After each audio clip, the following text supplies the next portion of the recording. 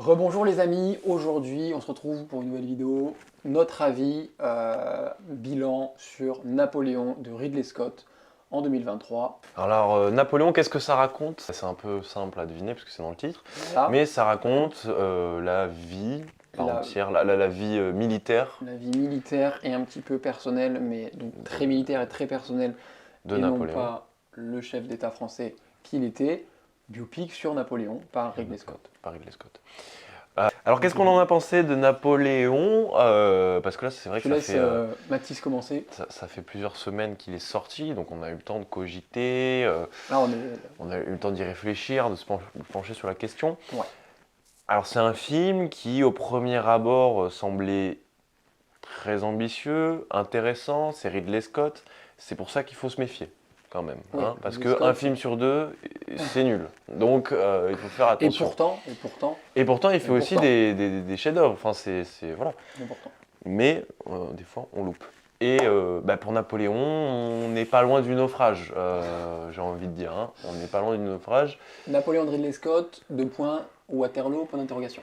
Water sous l'eau, j'ai envie de dire. Water sous l'eau. Water sous l'eau. Water, Ridley, il pleut sur le tournage là. Hein. Il pleut sur le tournage. Bon. Alors, Pourquoi il y a des bonnes choses. On va commencer par ça. On commence par les bonnes va choses, commencer c'est par les une bonnes idée choses. Les bonnes choses sur Napoléon, les batailles sont quand même assez bien foutues. Vraiment. Surtout la bataille d'Austerlitz, c'est vraiment hyper intéressant que ce soit dans les plans choisis, la photographie en général. C'est vraiment beau. C'est beau. La narration du combat, de la stratégie. On ressent vraiment le combat, on y est. C'est impressionnant, c'est épique. C'est vraiment une belle scène de combat. C'est vraiment très réussi. Globalement, j'ai envie de dire que c'est aidé parce que les décors sont super, les reproductions de tenues, des armes, enfin tout est vraiment très très beau. Apparemment, ça a été validé par des historiens, tout ça a été très validé, très historiquement solide, peut-être contrairement à ce qui est raconté, mais sur certains aspects, évidemment, après ça reste un film, donc il avait des libertés d'adapter, c'est son choix. Donc c'est vrai que pour ça, c'est assez intéressant de voir une reproduction avec un tel budget. On n'a pas forcément l'habitude en France, quand ça nous touche, de ce genre de film-là, qui parle de notre histoire. Donc c'est assez intéressant de le voir, et voilà. Après, en autre point positif, Vanessa Kirby qui joue bien. Qui joue un rôle très spécial. Très spécial, assez ça important. m'étonnerait que Joséphine Lavray soit aussi spéciale que le personnage du film de Ridley Scott. C'est un peu dommage, mais néanmoins elle joue bien. En tant qu'actrice, elle joue bien. Elle est dans la maîtrise.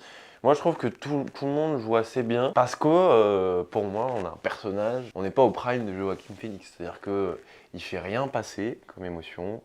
Je l'ai trouvé un peu chiant dans son jeu. Alors peut-être que c'était une intention de Ridley Scott et que Joaquin, il en est pour rien. Parce que quand on le voit jouer dans d'autres films, il a de la marge, il a c'est un très bon acteur. Mais là, je ne l'ai pas trouvé transcendant, je l'ai trouvé un Joaquin Phoenix fatigué. En fait, c'est vraiment l'adjectif, le terme, c'est Joaquin Phoenix fatigué que j'ai trouvé sur ce Napoléon-là. Moi, ce qui me dérange, c'est pas tant ça, c'est le fait qu'il parle d'un des personnages les plus puissants de l'histoire de France, mais pas que, et qu'il le retranscrive, le joue comme un personnage faible, vraiment faible, et ambitieux, mais seulement d'un point de vue militaire, et vraiment faible dans sa personne. Alors, c'est pas sur l'acting, du coup, mais je trouve que ça c'est dommage. C'est dommage parce qu'on a un personnage qui est plein de panache, un panache qui est retranscrit d'ailleurs à l'image, à l'écran, sur les scènes de bataille, et même sur d'autres scènes. Il y a un rapport au pouvoir qui est assez intéressant, mais qui est malsain. Et donc autant on a du coup, pour finir sur les points positifs de Napoléon, des scènes de bataille superbes, des costumes super, et même certains plans assez plans, iconiques. Par exemple, c'est le premier qui vient en tête, c'est le couronnement, évidemment. Il faut le dire, bien sûr, il faut le dire. Et il y a aussi des plans qui sont très intéressants parce qu'ils sont beaux. Donc, comme on le disait, les scènes de bataille, vraiment, c'est là où tout le potentiel a été foutu. C'est vraiment l'impression que j'en ai. Mais je trouve que c'est gâché par un étalonnage gris et bleu, on se fait chier. Donc, il y a une Faut seule... expliquer ce que c'est un étalonnage. C'est la colorimétrie du film, en fait. C'est-à-dire que comment telle couleur va être représentée à l'écran. Le filtre. Par exemple, là on est en étalonnage normal, et si par exemple j'étalonne un peu plus en bleu, voilà, là on est étalonné un peu plus en bleu, ou sinon ça peut être étalonné en vert, en rouge, en jaune, enfin bref, on peut se faire plaisir, et après on revient à l'origine. Voilà, c'est à peu près ça l'étalonnage, en gros, en très très gros. Et donc là on a un film qui est globalement bleu et gris, il n'y a pas de couleur. Très très gris. Il n'y a pas de couleur. Alors que avec les costumes, costumes, les batailles, bien ça aurait sûr, pu être bien sûr. vraiment très très beau. Alors c'est Ridley Scott qui a voulu ça, mais du coup on est sur un film qui est pas si beau que ça en fait. Mm. Pas si beau que ça. Alors que les moments où il y a des couleurs, c'est joli. C'est quand même dommage. C'est quand même dommage, C'est je quand suis même bien dommage. d'accord. Mais il y a de gros mais dans cette production de Napoléon. On a, comme je le disais, un personnage qui n'est pas mis à l'honneur, alors que c'est un personnage qui a controversé, hein. Tout n'est pas blanc ni doré, parce que c'est quelqu'un qui est quand même assez prestigieux, mais c'est un personnage qui a un poids historique énorme, qui a fait énormément de choses pour la France, pour l'État français, et qui avait un panache dingue et un charisme fort, je veux dire, qui avait une autorité naturelle. Et ce n'est pas du tout retranscrit Monsieur Ridley Scott. Je croyais que vous aimiez la France. Et ça, je suis désolé. Mais là, vent debout contre ça. Ce n'est pas un film qui met en valeur la France, l'histoire de France. Et c'est dommage parce que c'est le thème du film.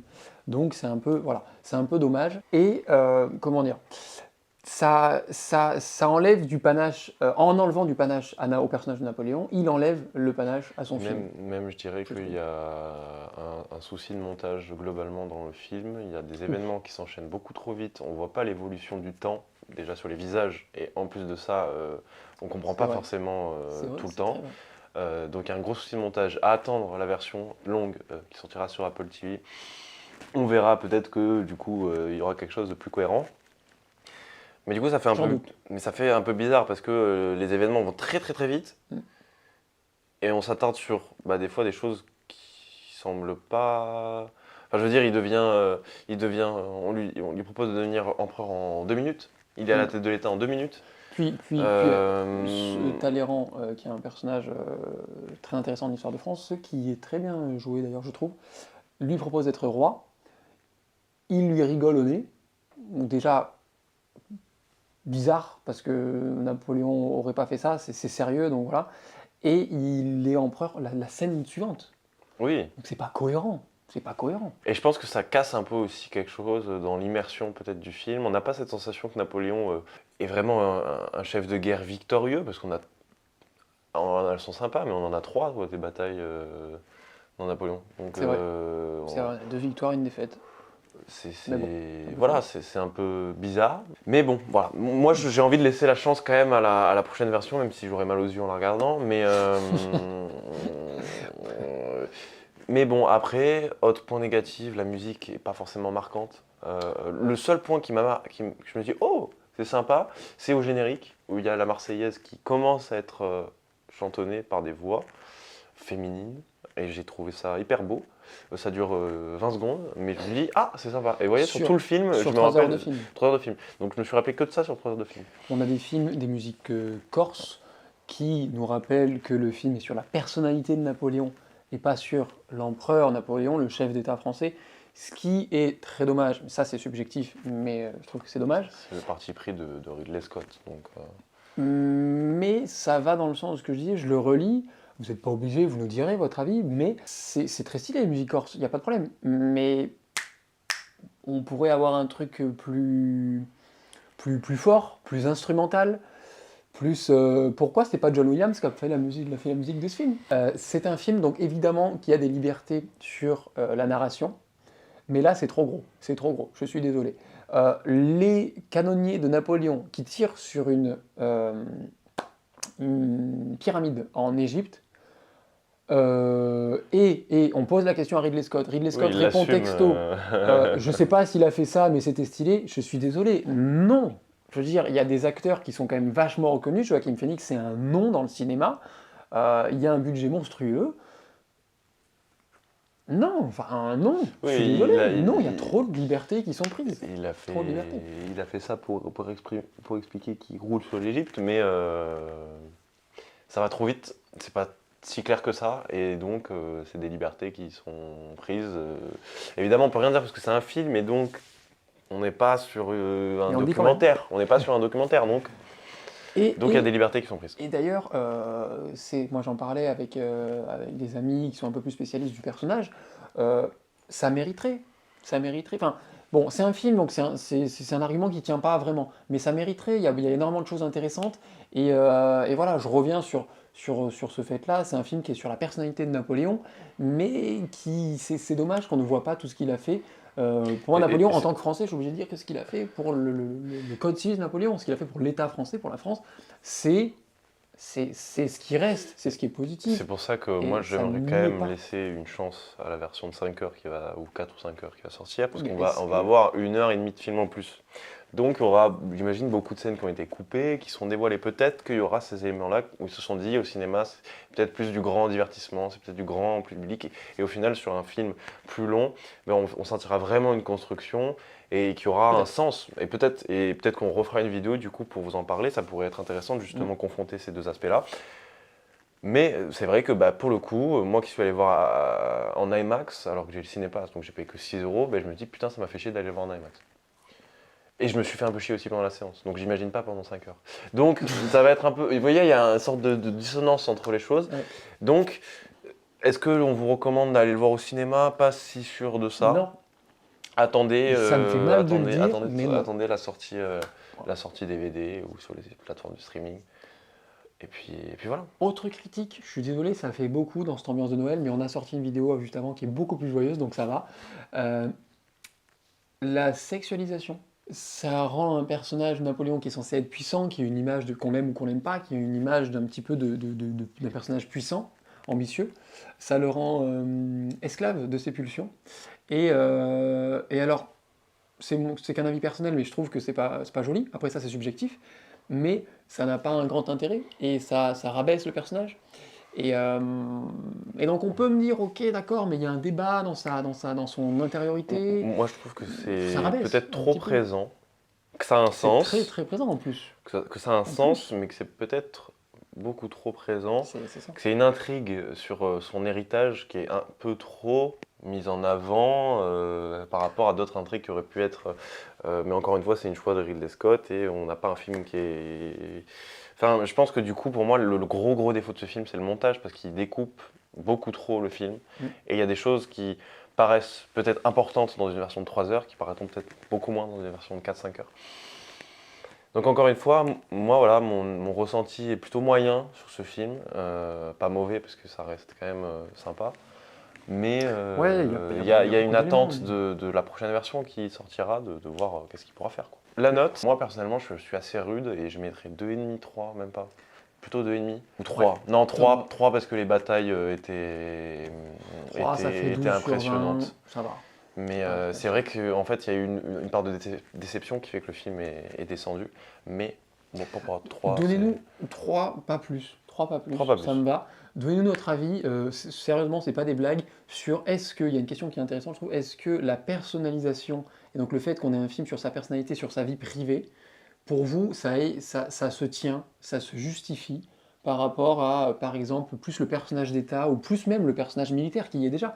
Est-ce que ça se justifie pour vous d'avoir sa vie privée qui est Qui- qui est qui est amplifié plus par rapport à la amplifié, réalité, et d'ailleurs Joséphine n'était pas du tout sa seule femme dans sa vie.